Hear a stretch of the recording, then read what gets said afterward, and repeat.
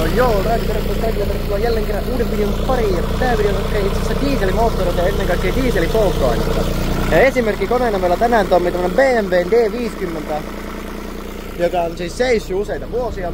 En siis edes tiedä kuinka monta vuotta, mutta monta vuotta.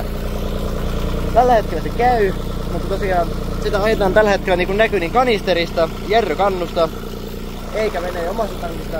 Nimittäin tuolla tankissa on kaikkea niin dieseliä, tai no siis onhan se totta kai dieseliä, mutta vähän heikko kuntoista sellaista.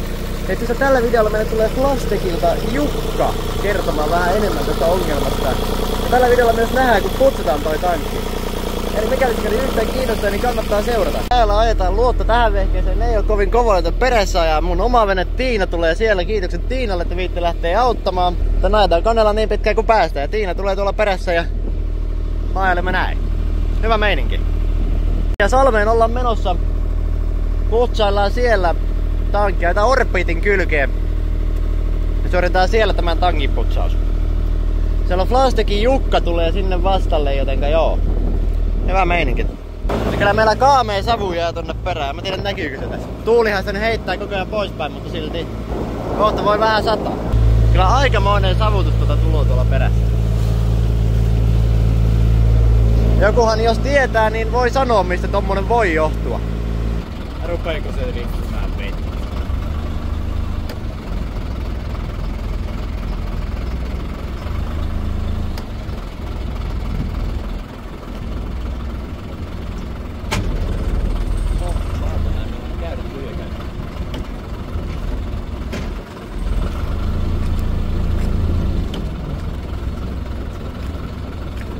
Niin oliko kukaan ottamassa köysiä vastaan tällä kertaa? No joo, täällä on erittäin sateiset tunnut. Täällä piti tänään olla lämmin ja hyvä keli, mutta aivan kauhea vesisade on ja tietysti. Ei täällä on putsailut, niin menossa ollaan siirretty tankista. Tosiaan tankissa ei ole mitään erikoisempia luukkuja. Me joudutaan siirtymään tankista kaikki tavara tämmöiseen tynnyriin ja tän kautta sitten vasta suoritetaan se kiertohuuhtelu. Vielä ei ole ihan kaikki tavara saatu, mutta kyllä se nyt huomaattiin, että se ihan dieselin väristä on. Mutta näin. Ja tosiaan meillä on eipä ole kovin usein tämmösiä viritelmiä näissä hommissa varmasti, että on vedetty tästä tarkakaaresta eteenpäin pressusuojaksi ja tuolla alla tapahtuu tämä kaikki ihmeellinen. Täällä tällä hetkellä puhdistusvaihe, eli mitäs toi suodatin nyt tuolla tarkalleen niinku tekee tällä hetkellä? No se ottaa sieltä sitä partikkeleita, eli sitä mitä on noin Protomari rikkonut sitä levää ja muuta sinne järjestelmään, niin se sitä kerää itseensä ja sen lisäksi ottaa osa vedestä. Siellä on absorbaatiotoiminta ja sitten tuolla on toi separaattori-imee tuolla edellä, niin se ottaa isoimman osan vedestä ja isoimmista partikkeleista edelleen pois. Ja alkuun me vedettiin tosta ihan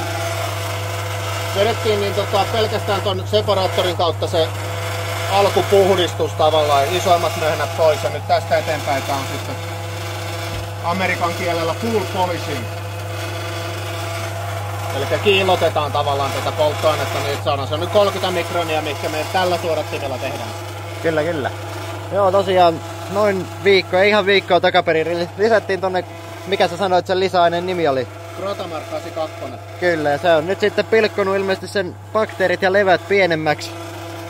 Ja nyt saadaan ne sitten näillä erinäisillä filttereillä ilmeisesti eroteltua tuolta. Joo, me otetaan toi separointi ja filtteröinti tohon ja me laitetaan siihen vielä sitten hienompaa filtteriä hetken päästä perään kiinni. Ja se saa nyt jonkun aikaa siinä mennä, että siellä on nyt mennyt 500 litraa mennyt nyt ton filtterin läpi ja paljonkohan tossa on suurin piirtein se 485. Mä en sitä nollannut ihan alussa, että siinä varmaan se 450 litraa meni ensin, kun mä nollasin. Joo. Ja sitten sen jälkeen tää on nyt niinku tämmönen hankala puhdistus kiertopuhdistuksella, että me ei saatu tuohon tankkiin sitä toista. Eli tää periaatteessa tää konstruktio, mikä tässä nyt näkyy, niin tää pitäisi olla tuolla tankissa tulo ja meno erikseen. Mustaa letkua paluu ja tätä kirkasta letkua on sitten imee. Niin silloin tää niinku kiertohuhtelun niinku paras idea on siinä, että silloin se tuolla tankissa suorittaa tämän puhdistuksen ja puhdistaa ne tankin reunat seinät kaikki siinä samalla, kun se noin 100 litraa minuutissa menee läpi tuolta tällä hetkellä. Meneekö ihan niin paljon, mutta mikä se näyttää? No joo, menee siellä. Ja mutta nyt kun tuolla tankki oli rakennettu veneeseen kiinni, me olisi pitänyt avata toi kansi. Se olisi ollut vähän isompi projekti. Niin, sitten olisi saanut jo ruveta kuiduttamaan uutta pintaa. Niin. Niin nyt sitten tehtiin tämmönen, miten johonkin purjeveneisiin tehdään aika tasaisin välein tämmönen samanlainen operaatio. Eli nyt se puhdistettu aine, puhdistetaan sitä säiliössä. Ja kun se on hyvä, niin se puhalletaan puhtaana tonne tankkiin. Ja samalla kun se menee sinne taas sillä paineella, silloin se puhdas aine huuhtelee sen. Ja sieltä sitten imetään takaisin tonne ja taas puhdistetaan tästä. Tää on vähän työläs, mutta kyllä se näinkin onnistuu. Näinpä. Hätäkeino keksi. Se on juuri näin ja tärkeintähän on se lopputulos. Kyllä, joo, eikä se kyllä jonkunlainen ratkaisu on aina saatu aikaiseksi, että joskus työlämpi ja joskus vähemmän työläs, mutta Näinpä. et niin kauan kun se polttoaine on niin, että se on tollaista, että siitä tostakin näkyy läpi, että sitten jos se on päässyt emulsoitumaan veden kanssa, niin sit se voi olla, sit se on vähän no can do, että sit ei pysty oikein niin kuin näillä systeemillä helposti. Rotamari senkin pilkkoo joskus, mutta se ei ole aina onnistu pilkkomaan sitä niin pieneksi, että Joo. saadaan se sitten irti sieltä. Ja se vesi on siinä se inhottava, ja niin kuin tästä meidän vesisade ei ole nyt meidän puolella, kun toi vesi pintajännitteisenä erilainen kuin toi öljy, niin se tukkii sen suodattimen kuidun tai kankaan, mikä siellä on. Paperisuodattimiahan ei pitäisi veneissä käyttää, mutta niitäkin voi olla siellä niinku jotain kuitukangasta paperia se on. Niin toi vesi tukkii sen ihan samalla lailla kuin tukkii toi Crotamar. Ei Crotamar, kuin toi bakteeri. Kyllä. Partikkeli.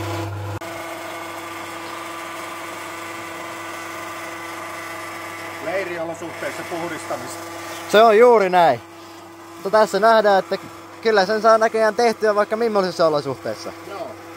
Ei ole ne kaikista mukavimmat eikä optimaalisimmat, mutta kyllä kun tässäkin onnistuu. Eihän tää Suomen suvia pääasiat saadaan noin vehkeet toimimaan. Se on juuri näin. Ennustit sanoa, että pilvistä kyllä joo, mutta piti olla 7 vai 18 lämmintä ja täysin tyyntä ja sateesta ei tietoakaan koko Vaasassa, mutta näin nyt kuitenkin kävi. Jokaisesta oli vielä kauhea kaatosade, että nyt on onneksi semmoista pientä vaan, mutta voi, ei voi paljon muuta sanoa. Puhdistus käynnissä. Täällä niin löytyy, en tiedä onko sitä tästä kyseistä tankista vai jostain edellistä on tuo poranterän palanen tuolla. Joo, ja sitten porausjätettä. Porausmuhjuakin vaikka kuinka. Joo. Saattaa hyvin olla toki tästäkin, ei tiedä yhtään, mutta Siellä on meidän leväkasvattama onnellinen omistaja, ainakin kuljettaja. niin, juuri näin. Tultiin tähän Orbitin kylkeen tekemään, kun ei sähköä saatu, niin soudettiin sitten Tonille ja Toni ystävällisesti meidät tähän päästä. Tässä meillä on hyvät paikat tehdä. Ottaa kuvaa, niin tuolla nyt näkyy, mikä se Crotamari on rikkonut sitä pohjalle. Tonne se on saastunut nyt, kun sitä ei heiluta hirveästi. Tuollahan muuten näkyykin jo. Sinne omalle kanavalle hyvät kuvat siitä. Niin Joo. mä keskityn muuten. Siellä on kärryssä pumppua ja suodatinta suuntaan ja toiseen. Saadaan sillä sitten huuhdeltua tuota tankista vielä. Kun ei nyt saada sitä kiertohuustelua suoraan tonne tankkiin, niin sitten tuolla puhdistulla diesellä pistetään huuhtelemaan tuo tankki.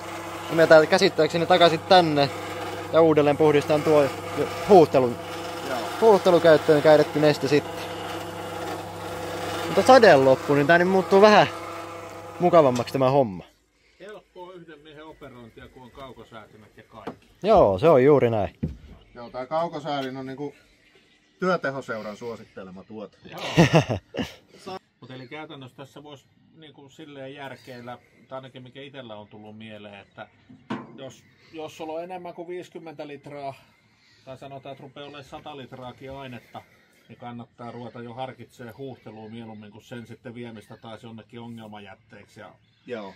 Kyllä. Ja ainakin sen asian selvittämistä, että me tehdään aika paljon sitä nimenomaan niin konsultaatiota ja sellaista, että soittoja, sähköpostia selvitetään, ja jos on järkevän matka etäisyyden päässä, tai aika ei ole mikään hätä ja kiire, niin selvitetään se tavallaan se tarve, mitä sille tehdään, että mikä se on se järkevä sen asiakkaan kannalta ja tietysti niin kuin, että onko se järkevä putsata ja hävittää. Että semmoinen monesti sitten taas manusluukku auki tai imetään tankki tyhjäksi, tyhjätään, niin se bakteerikasvusto itsessään ei ole hävinnyt sieltä vielä mihinkään. Joo, ei sitä ole joka paikassa yhä edelleen. Että se jää niin kuin taikina juureksi sinne ja sitten kun täytetään uutta, niin se sama ongelma on sitten hetken päästä käsillä. Että jotain sille tarvitsee tehdä ja meillä on sitten erilaisia vaihtoehtoja, mitenkä siinä asiassa edetään, että lähdetäänkö kiertohuhteleen, onko se järkevämpää se tyhjääminen. Periaatteessa dieselikin, kun tulee tuolta mittarista ulos, niin siinä kohtaa, kun se tulee kahvasta ulos, niin se muuttuu ongelman jätteeksi, eli se ei mene enää niin kuin normi mihkään. Se niin kuin hävityksenä muuttuu hankalammaksi ja ehkä kalliimmaksi, riippuen kunnista. Kunnilla on erilaisia sääntöjä eri kunnissa. Joo, no pääkaupunkiseudulla on ollut helppo, siellä on tavallaan tommosia pieniä vaarallisia ainepisteitä, että sinne voi pieniä määriä viedä. Mutta sitten nekään ei ota tynnyreitä vastaan, että se on sitten korkeintaan tommosia pikkukanistereita. Joo, ja kun mulla on semmoinen muistikuva, että täällä on esimerkiksi, mä en tiedä, kun mä firman kautta tietysti niin kun vien sitä, niin mulla ei ole niin kun, en ole yksityishenkilönä, en osaa sanoa paljon, mutta mulla on semmoinen muistikuva, että olisikohan noin 40 litraa, mitä ne ottaa vastaan. Joo. Että pari jerrykannullista on niinku se about se määrä, mitä Joo, no toki syksy on tulossa ja venetsialaiset, niin sittenhän sitä voi laittaa jonkun villapalan pystyyn johonkin peltiastiaan ja poltella pois, mutta voin kokemuksesta sanoa, että jos sulla on 200 litraa dieseliä, niin hetken aikaa se palaa ennen kuin se häviää. Kyllä se vähän aikaa palaa, joo, ei se. Ja sitten näissä on niin se, että me hävitetään se tarvittaessa, jos on, mutta tässä on se tosiaan, että mä nyt se on vähän tämmönen niinku hiasta heitetty, mutta about noin 5% olisi semmonen, ehkä semmonen hävikki, mitä tulee tässä putsauksessa siihen niin kuin määrään. Ja sitten jos ruvetaan puhumaan, että puhutaan tuhansista litroista tai vaikka sadoistakin litroista, niin se 5% on aika pieni hävikki jo tosiaan siihen niin kuin koko hommaan. Että se on just niin kuin sanoit, jossain 50 litran huijakoilla on suurin piirtein se määrä, mitä alle ei oikeastaan niin kuin meidän ei kannata lähteä kiertohuhtelemaan, että sitten meillä on se hävittämisvaihtoehto ja sitten meillä on edelleen sen tankin biosidikäsittely ja muu, että saadaan se pois se bakteeri sieltä kasvamasta ja voidaan imuroida se tankki ja tällaista, mutta se, että kun dieselin ominaisuutena on se vähän se kuohuminen, niin sitten meillä tulee pienistä, jos 2-30 litran tankeista tulee helposti se ongelma, että separaattorit ja filterit imee siitä jo ison osan ja sitten se loppu kuohuu ja sitten se ei niinku enää, sitten meillä loppuu se kannattavuus siitä tekemisestä sitten saman tien. Miten sitten hintathan on tietysti aina vähän tapauskohtaisia, mutta onko sulla niin kuin keikkahinta, tuntihinta, litrahinta vai onko sulla joku semmoinen? Se on ihan tapauskohtainen hinta, että meillä on keikkahinta. Mulla on taulukko ja lista noin suurin piirtein litramääräisesti, mikä on. Ja siitä lähdetään sitten katsomaan matkojen suhteen ja sitten vähän sen mukaan, että mikä on. Että kaikista kalleinta on nimenomaan tämä, että kun siinä on esipuhdistus tehdään sille tavallaan sille säiliölle, mikä on tuolla separaattorilla, niin se on niin kuin vielä siinä. Mutta sitten mitä kuluja rupeaa tulemaan sitten mulla matkoista ja näistä kaikista vehkeistä nämä kuluu. Ja toi diesel on pirullista ainetta, että nämä kaikki letkut, kaikki muut, niin ne on käytännössä joka vuosi uusittava. Joo. Että mun pitää vaan niinku, ja sit vähintään kerran vuodessa noi siivet tonne tai ne semmoiset palat, mitä tuolla on pumpussa, niin uusia. Ja sitten jos on oikein likainen tankki, niin se voi olla, että se on kerrasta siinä ja siinä ruvetaan puhumaan niin kuin, se on nelinumeroisia summia, sit kun ruvetaan uusimaan kaikki vehkeet kerralla läpi. Joo.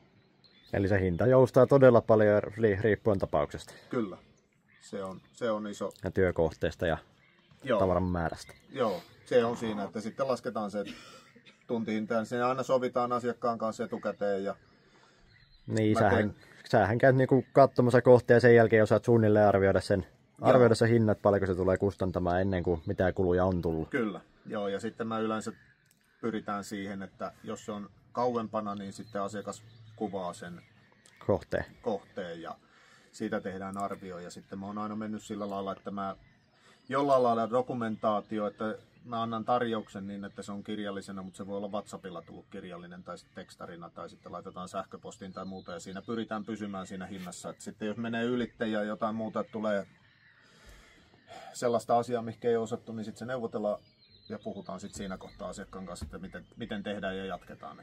Kyllä. Että pääasia on se, että kaikki mä yritän tavalla tai toisella saada puhtaiksi. Joo. Ja niin hyväksi kuin sen vaan pystyy tekemään. Kyllä. Tää on nyt se vaihe, että on puhdistettu tää tankki, tai puhdistettu, tää on filtteröity 30 mikronin suodattimen kautta tää.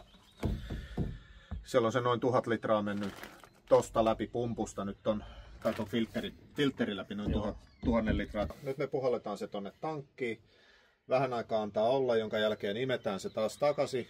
Filtteröidään tällä 30 mikronilla vielä kerran, jonka jälkeen puhalletaan se takaisin. Me vaihdetaan 10 mikronia, joka on jo niin hieno, että tämä kyseinen kone niin jaksaa polttaa sitten sen. Joo.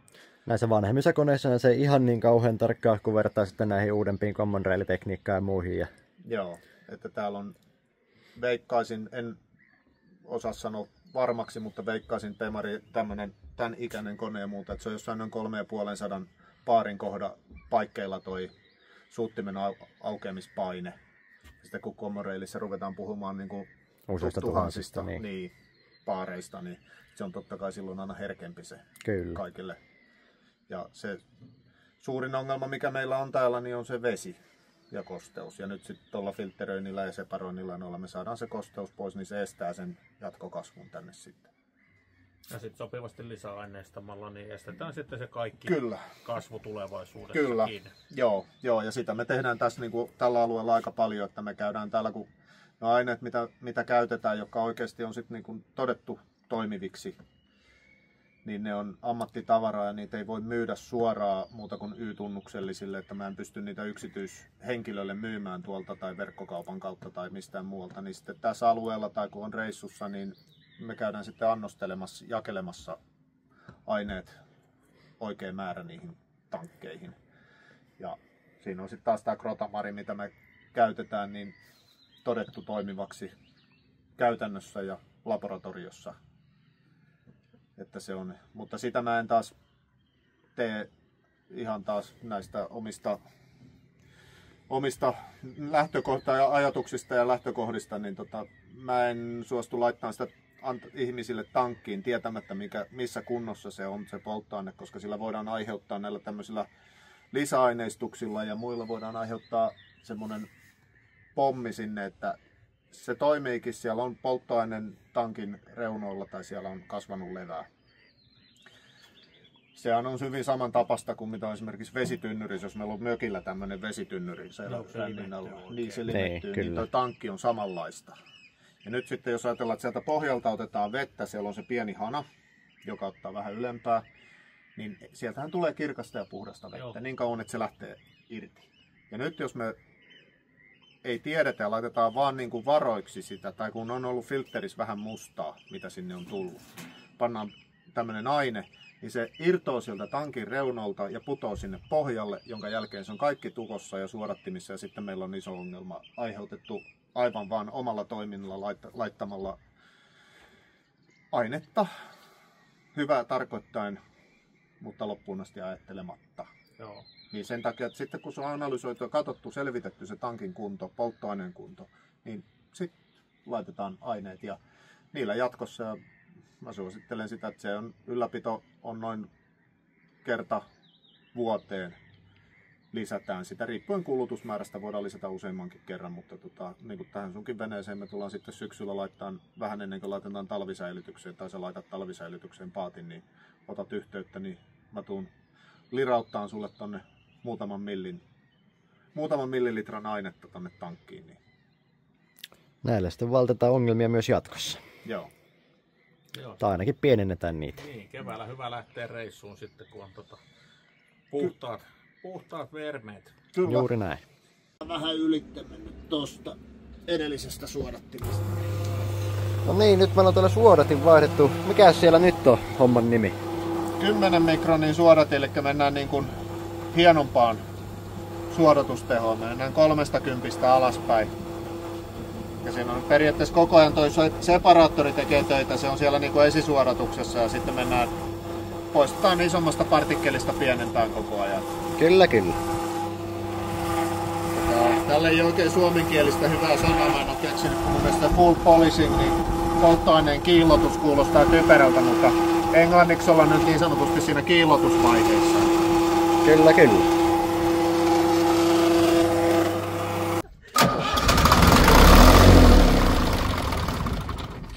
Erilaisia näitä eri mittasina näitä letkuja ja muuta. No, ne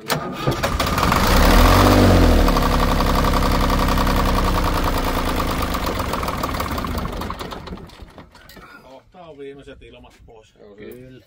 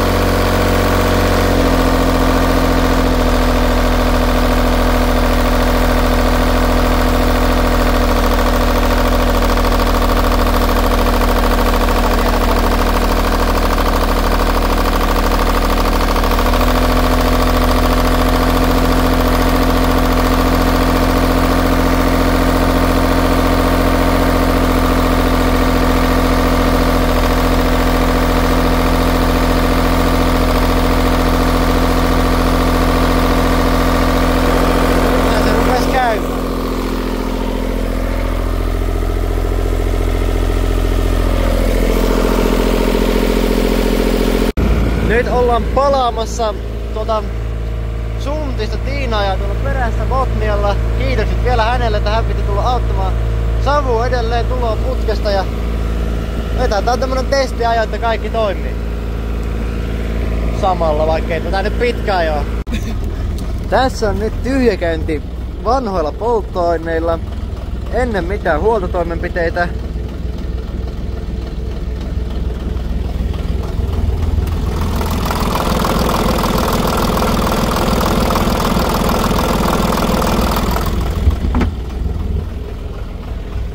Kierrosluku on mittarin mukaan noin 800.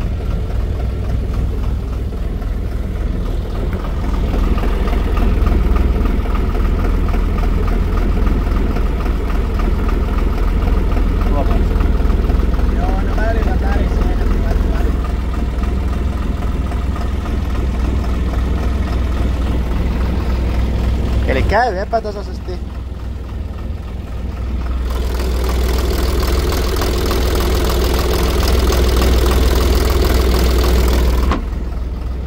Ja siis ei oo ihan kylmäkään kone enää.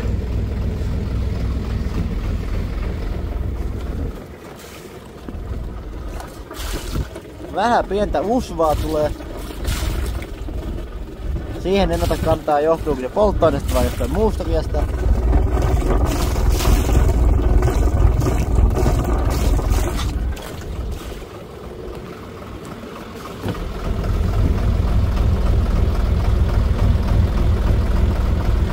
Mitään muutoksia säätöihin ei ole tehty. Ja käynti nyt.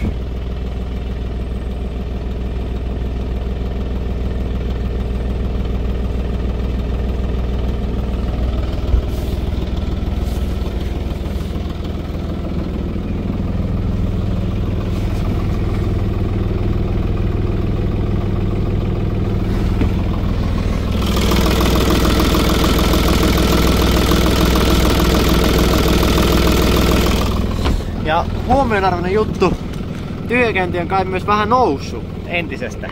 Eikä mitään säätöä tosiaan ole tehty. Ja toinen oli kai 1000 kierroksella, niin se on siinä.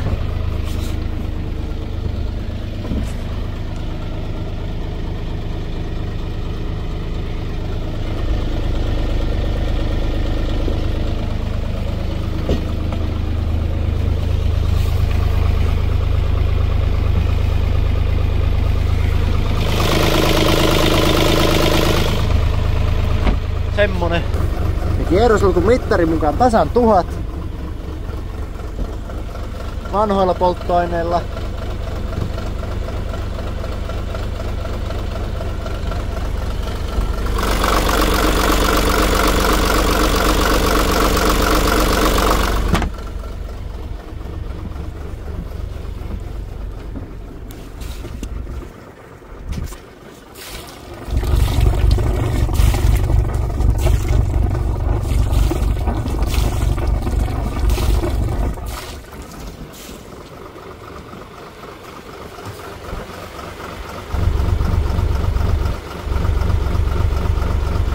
Ja jälleen takaisin tyhjäkäynnille. Eli kierrosluku laskee mittarin mukaan noin 800. No joo, tää oli tämmönen video Flastekin kanssa tällä kertaa ja... No, keli ei ollut mikään paras mahdollinen tälle projektille, mutta hei, iso kiitos Jukalle. Saatiin koneet kuntoon ja toimii ihan viimeisen päälle. Ja jos sulla nyt on vastaavaa ongelmaa niin dieselbakteeria tai ylipäätään dieselin likaisuuden tai sit siellä on vettä tai jotain ihan mitä vaan vastaavaa, niin ota Jukkaa yhteyttä. Mä pistän kaiken linkit ja muut mahdolliset tonne alas, puhelinnumerot ja muut. Nettisivuilta myös löytyy vähän taustaa tästä firmasta ja siitä, että mitä kaikkea se tekee. Mut jos sulla mitään ongelmia dieselin kanssa tulee, tai itse asiassa taisi olla myös hydrauliöljyn kanssa mahdollista, niin pistä Jukalle viestiä tai soita tai tee jotain, niin kyllä mä uskon, että Jukan kanssa saatte vehkeä kuntoon. Te on komia ilta. Ei siinä, me palaamme jälleen kerran seuraavan videon parissa, mutta vielä muistutan niin Flastekkiin yhteyttä Jukkaa, jos mitään ongelmia dieselikeittovoimaisten laitteiden kanssa tulee polttoaineen suhteen, tai muistaakseni myös hydrauliöljyä jonkun verran kattoo, niin pistä sinne viestiä, niin eiköhän sieltä osaa varmasti tuo jeesi, tai ainakin omaan käyttöön, tai omaan tarkoitukseen jeesi tuli. Joo, ei siinä, kiitokset Jukalle ja kiitokset teille kun katsoitte, ja jos tykkäsit, niin tykkää videosta, tilaa kanava, kommentoida hauskaa ja niin edelleen. Ja näemme jälleen kerran seuraavassa videossa, se on morjens!